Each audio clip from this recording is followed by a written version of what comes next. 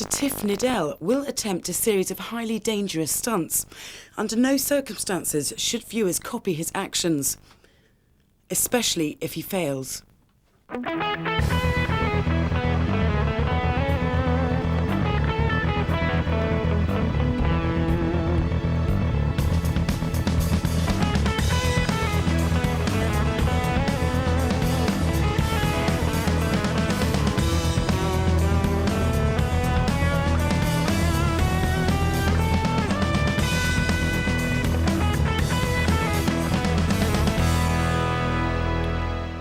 In tonight's Top Gear, the Colossus of Roadsters, Tiff's Giant Test, the Mini Cooper, our guide to buying the best, and the long and the short of it is, Mercedes has stretched the A-Class. This is the iconic Lotus Elise, the hardcore roadster and saviour of the Lotus brand. Recently made over, it's now even more desirable than ever. But is it really a sports car you want to live with for the rest of your life? After half an hour, you're convinced this is the car of your dreams. You're lulled into a sense of invincibility. But after an hour, the stiff suspension and rock-hard seating has rearranged your internal organs. It's pounded your senses into pulp. The passion has definitely gone out of the love affair. Driving the Elise for any distance can be a tiring affair. So tiring that after a while, you want to end it all.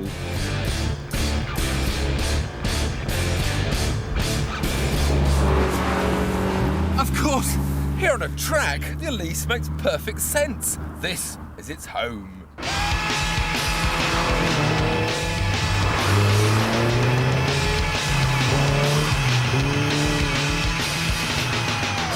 Light in weight, pin sharp in its handling, it's alive and responsive in your hands. But surely there must be something that can give us that thrill in a more palatable form. Well, Vauxhall think they can with their VX220. It's based on the Elise chassis and just under £23,000 costs exactly the same. It looks moody in black, slab-sided and abrupt in any other colour. It can't outlook the Lotus, but can it outdrive it? Well, it's got a more refined power plant, ABS, and, oh yes, an airbag.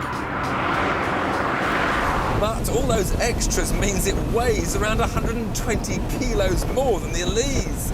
So that 145 horsepower Vauxhall engine only provides a slightly improved performance. And the chassis lost some of that sharpness the Elise has, while the interior doesn't have any improvements at all. The seat's still rock hard, so it's just as tiring over those long journeys. Yes, the Vauxhall is a little more refined, but it still shares too many of the discomforts of the Elise, including a roof that is stowed away in pieces in the boot underneath all your luggage. No, I'm sorry. I know it's just started raining, but I'm not going to waste my time and yours showing you how complex and fiddly it is to put the hood up. If you want to know, go to your local dealer, pour yourself a cup of tea and let them show you. Sorry, Vauxhall, but it's no more relaxing to drive, it's not cheaper, and it's not suitably different to the Elise.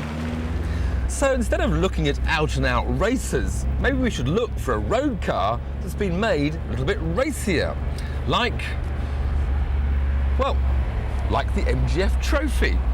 Excuse me a minute.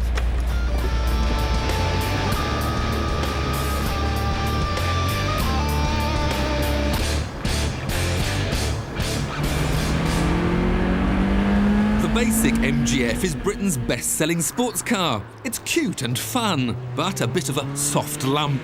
With the trophy version, MG have hardened the experience with a lower and firmer chassis setup. Outmuscled both the Lotus and the Vauxhall with its up-rated 158 bhp engine, and still kept it £2 cheaper. Those upgrades have provided the soft, cuddly sports car with a much sharper driving experience. But it still pitches and rolls too much, especially on the initial turn. And despite all that extra power, it's actually over a second slower to 60 due to its extra weight. You've now got all the comfort you need for a long-distance cruise, but you're sitting behind the most distasteful two-tone steering wheel ever made, and you're still sitting too high. So the Trophy has got a comfy cabin. It's also got a fair-sized boot and a user-friendly hood. Indeed, it's far more cultured than the Elise. I mean, it's got a clock and carpets, but it's still not hardcore enough. It's too much of a compromise. Whereas...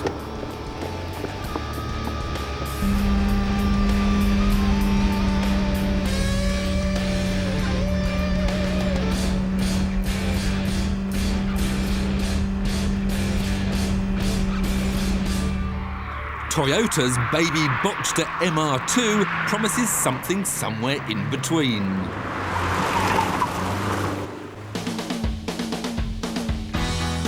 Yes, the interior is full of lots and lots of plastic, with enough dots to send you, well, dotty. And the Japanese manufacturer's idea of hardcore was to design a car without a boot. But there are enough cubby holes for your weekend wardrobe. Added to that, a 0 to 60 time of 7.9 seconds means you'll never outrun the Lotus. But you will have £5,000 to compensate for the embarrassment, and you'll be getting 90% of the fun. The driving experience successfully bridges that gap between comfort and the racer's edge. You can flip the roof back in seconds.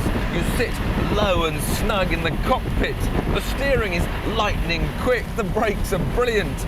It goes and feels just like a mini racer and plays the neat trick of making every road feel like a track.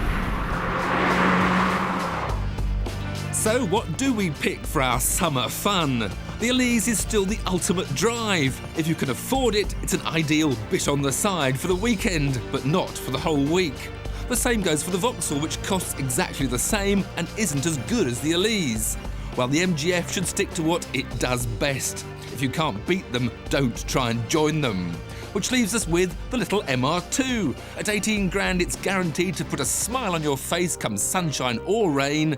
And who's it built by? Toyota, of course, so it won't spend half the summer in the garage. So the general election campaign is in full swing, and we all know what you need to win an election, don't we? Reasoned debate, balanced discussion on important policy issues, heartfelt promises for the future, but most importantly, loads of spin.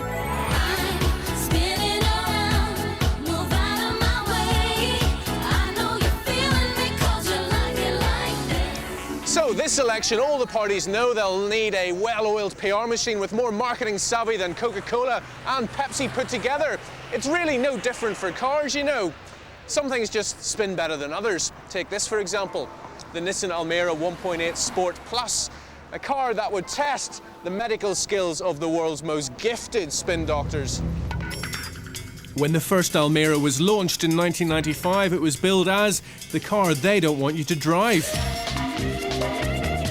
And you know what? No one did. Nissan lacked spin. The Almera was always a very capable car, but the damage had been done. When this latest version was launched last year, you lot still weren't keen on it. In fact, when the votes were counted, the Ford Focus outsold the Almera 6-1.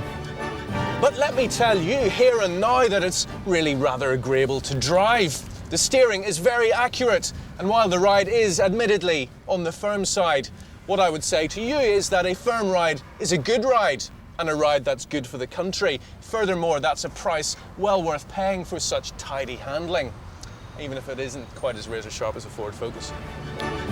But according to our JD Power survey, you rated the last Almera 37 places above the Focus. Nissan has a knack for building reliable cars that even handle well, but look rather dull, racy surf-tail roofline notwithstanding. Dowdy appearance isn't something the Mitsubishi Galant Sport has to worry about. Okay, so it's currently residing on the back benches, but judging by its appearance, it really should have a much bigger majority. The public have stayed cool to its rakish charm though, which is why it finds itself exiled on the extreme wing of the party. So, the Prince of Darkness's image consultants have been at work on the Galant's exterior. Inside, Well, I'm afraid it would make an absolutely terrible politician. It's just too straight, honest and true. The ergonomics are simple, the plastics are high grade. Ask it some more probing questions while you're driving though, and the Galant reveals a steeliness that knocks the Vauxhall Vector, for example, into a cocked hat. Its 2-litre 134 brake horsepower engine spins smoothly all the way to the red line, and its handling offers you a balanced and objective assessment of what's going on the road. Blimey, I really do sound like a politician, don't I? And while its lantern-jawed looks pulverise the dreary old Vectras, the polls show that Vauxhall still have the commanding majority, shifting a mighty 70,000 of them last year, compared with Mitsubishi's wimpy tally of 1,900 Galants. But we've saved the best, or should that be the worst, to last. Yes, the prize for the least dazzling spin job of the lot goes to the Seat Toledo.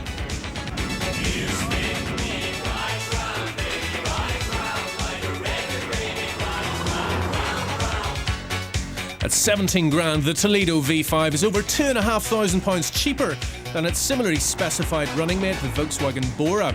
But the cunning marketing manifesto seems to be Seat isn't selling. At the heart of the Toledo's charm offensive is its recently upgraded and very persuasive 170 brake horsepower V5 engine. So let's be very clear about this, shall we? It's got more power now, it produces less emissions, and yet it's more economical as well. Well, that gets my vote. I don't know about you. Factor in some electrically operated Alcantara seats, a CD changer, climate control, and a key that memorises both your seating and mirror positions, and what we are looking at here is a very, very appealing candidate. It's also £600 cheaper than the car it replaces. Ah, that can't be bad. That's almost as good as a tax cut. So, why did only 2,000 of you buy this car last year? Probably because you're not on message.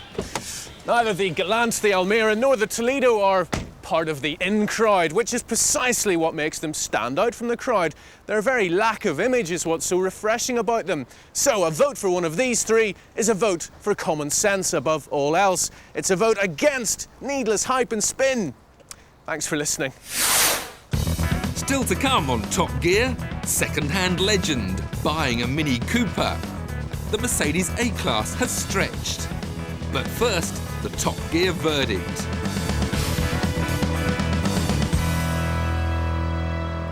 This week, Top Gear pronounces its verdict on the 4-litre V8 Jaguar S-Type Sport. Sport.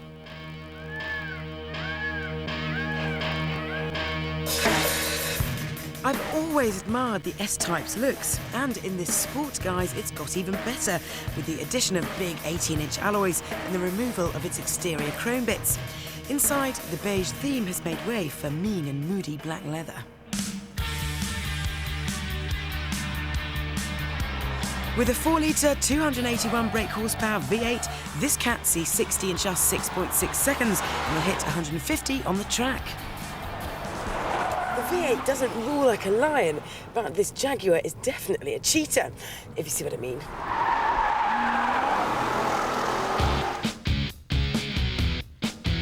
There are no power or handling enhancements, but as with all other new S-Types, this one has Jack's computer-controlled suspension system and sharper steering.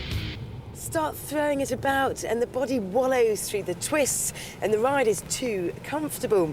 Don't be tricked into thinking that this is a real sports car. It's just a normal S-Type in racing overalls. The Sport has got an awful lot of standard equipment. So much so that if you took a normal S-Type and added the same bits, it'd cost you an extra 500 quid. This costs £38,400 and expect high fuel bills because it'll do 23 miles to the gallon, even less if you drive it hard. The Lexus GS430 at £37,000 is a touch quicker, but it's not a convincing sports saloon. A further £600 buys BMW's 535i Sport. Its manual gearbox and crisper handling give it a sportier edge, and despite it having less power and being slower, it's the BM I'd take ahead of the Jag. So, Top Gear's verdict on Jaguar's S-Type Sport is 6 out of 10. Not quite a killer cat.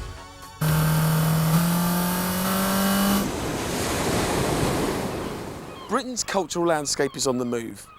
What we see is not necessarily what we get. I mean, the royal family are Germans, Rolls-Royce is German, and Germany won the last game at Wembley. Now, it's got nothing to do with what happened on the beaches 50 years ago. I'm more worried about the fact that the country which inspired the mullet is snapping up our national heritage. I hardly have to mention the all-new German Mini, but don't forget about the old British ones that went before it. The Mini Cooper was the working man's Ferrari, the people's champion, a cheeky, thoroughbred race car that spanned every generation and social class. But now it's changed nationality to the land where they look to David Hasselhoff for cool. The long-term signs aren't good. Well, there's nothing we can do now, and for the time being, we don't have to worry too much, because the real thing is alive and kicking today as a second-hand bargain. Now, be calm, we're not in classic car territory, because if you want a slice of British motoring history, it's the cars from 1990 onwards which make the best buys. And someone who knows all about that is Michael Cooper, the son of the bloke who started it all. OK, Michael, why is now a particularly good time to buy a Cooper? Well, it's an opportunity. The Mini's been around for 40 years and it stopped production last year in its current form. Being an icon, it's an opportunity for someone to buy a piece of history. And the thing that's most important, all the spares, everything I need to keep my Cooper up to scratch, they're all available still, aren't they? They're all available. There's many specialists in the country now that are reproducing the parts, so Mini will be around for a lot longer. Your old man seems to have done a fair enough job, but be honest with me, what goes wrong?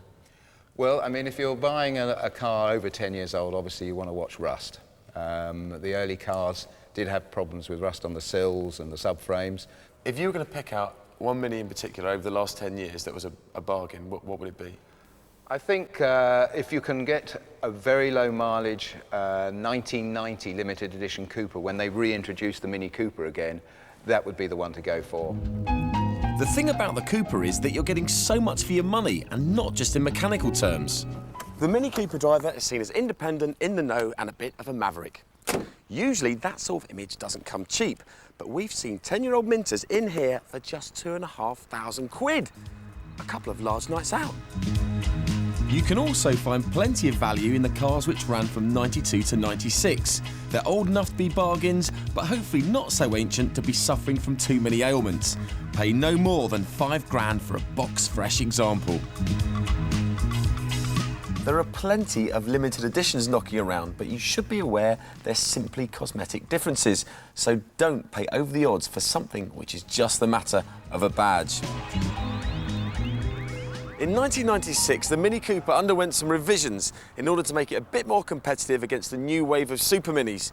In true doddery English style, the makeover was just a few tweaks to make it a bit more youthful. The engines became twin-point injection and had a bit more power. Cosmetically, they're also slightly different, with the most desirable being those fitted with the Sport Pack, which includes wheel arch extensions and 12-inch alloys. The interiors also became more sophisticated and featured for the first time ever a driver's airbag. A nearly new Cooper with a couple of thousand on the clock is going to be around £8,000 to £9,000. And for all cars, look out for the Performance S version for another £500 to £1,000 extra. But don't forget, you're buying the last of a complete motoring legend, and modern day classics don't get much more affordable.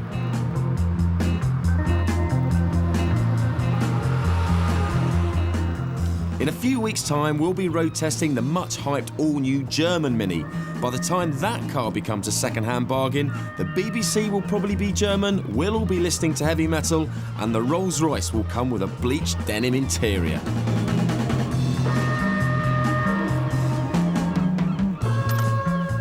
Cool has never been this cheap. Grab them while you can. Still to come on Top Gear, stretching belief, an A-Class limo. But first, the latest news from the world of cars. The Top Gear News Round.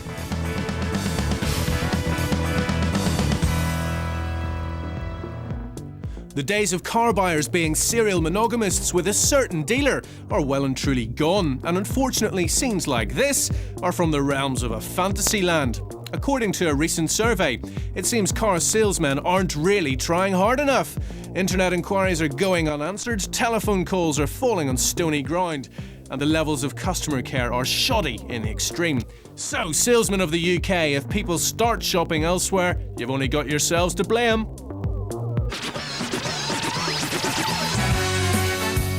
Stop the presses! The Perodua Nipah is the best car in Britain when it comes to running costs. According to used car gurus CAP, taking into account list price, fuel, servicing and depreciation, it costs a miserly 14.2p per mile to run.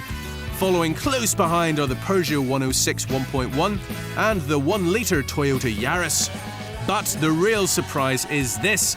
Of Britain's 30 cheapest cars to run, the best represented manufacturer is wannabe luxury mark Volkswagen. Their Polo and Lupo prove that cheap doesn't have to mean nasty. MG Rover, not content with launching a load of road cars, have recently showcased their new motorsport range. Now pay attention, I'll be testing you at the end. This is the EX258, based on the MG ZR, which is based on the 25, but we'll call it the rally car. This, on the other hand, is the EX259, based on the MG ZS, which is based on the 45. Don't worry, we'll call it the touring car. They look sensational, and we're promised that any racing developments will filter down to the road cars. So, fingers crossed we all get a piece of this action then. The flagship Le Mans car. Featherlight, huge power, mega high-tech, all carbon fibre construction, and a potential class winner.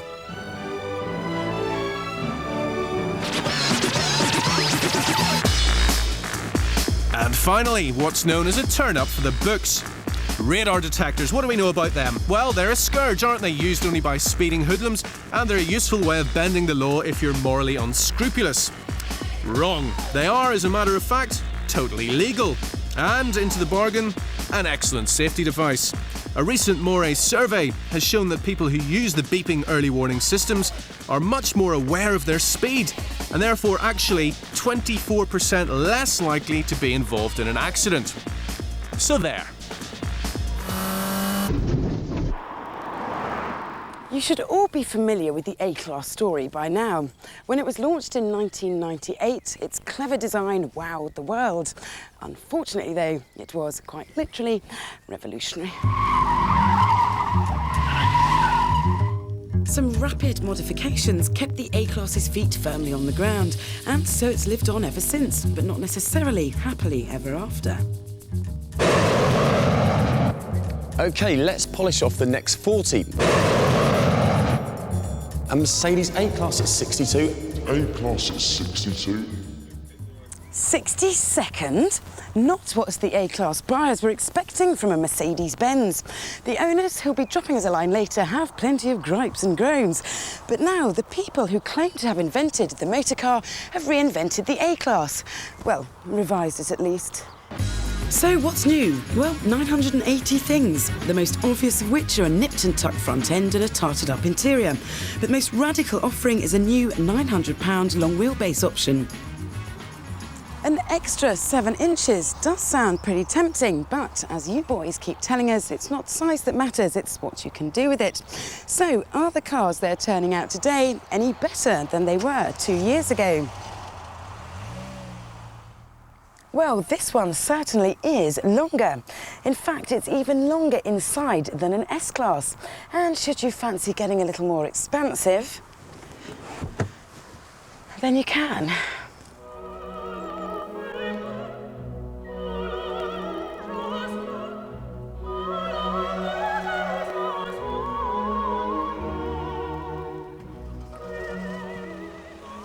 You get the idea.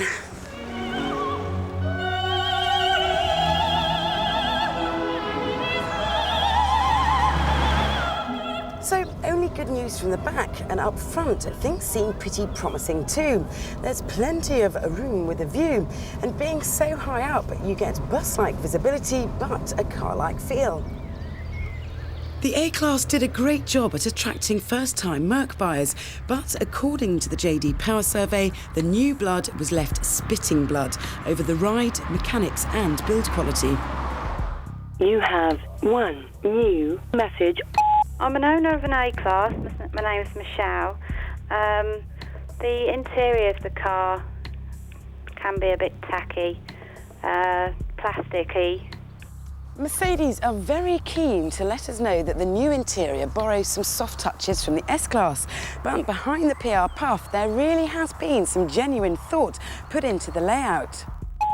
It's Graham Madison from Middlesbrough. I've owned my A-Class now for 2.5 years. I found the buttons and the manner controls too low down, and to the point where I've fitted a remote control stereo unit. They've now got the basics right, having included a height adjustable steering wheel and logically moved the radio buttons up here. The centre console has been redesigned to make it more ergonomic, but the build quality is still slightly suspect. Move this binnacle and the whole dash moves with it. This particular model had only done a few miles and already there were bits falling off it. Mercedes have left the petrol engines well alone, but they have given this 1.7 litre diesel version an extra 5 brake horsepower to total 95. It's also got an uprated turbo, which helps to whip this thing along with enthusiasm and reasonable refinement. It manages a very healthy 54 miles to the gallon, and it has got the best manual gearbox Mercedes make, at last. As far as this diesel goes then, they have dealt with the oily bits, but what did our owners think of the ride? You have 2 new messages. The ride quality, a lot of vibrations come through the cabin, uneven surfaces especially. It should be a lot better. Drive a few times without no volume on the radio and you'll start picking up on noises under the bonnet which you will find difficult to locate. Prospective buyers will be pleased to hear that the longer wheelbase gives this car a more mature ride, but they won't be so chuffed with the painfully slow, lifeless steering that leaves a lot to be desired. We'll have to wait to see whether the tweaks are substantial enough, but Mercedes shouldn't stop checking their messages because this car, which starts at £12,800, needs more work to warrant the badge. The revised A-Class is the best yet, and it doesn't take a genius to work out that with the long wheelbase, Mercedes is tapping into a very lucrative mini MPV market. A brave move, considering the market leader, Renault Scenic, is cheaper, more spacious, has a bigger boot, is quicker and is better at catering for the family. The only thing lacking is the key fob cachet, darling, and that's where this little limo is A-Class above. That's the long and the short of it. There's no Top Gear next week because BBC Two will be at the Chelsea Flower Show. But in 2 weeks' time, we drive one of the world's most talked about cars. First seen nearly 3 years ago, we already know what it looks like. But will BMW's Mini have what it takes? Find out on Top Gear in a fortnight's time.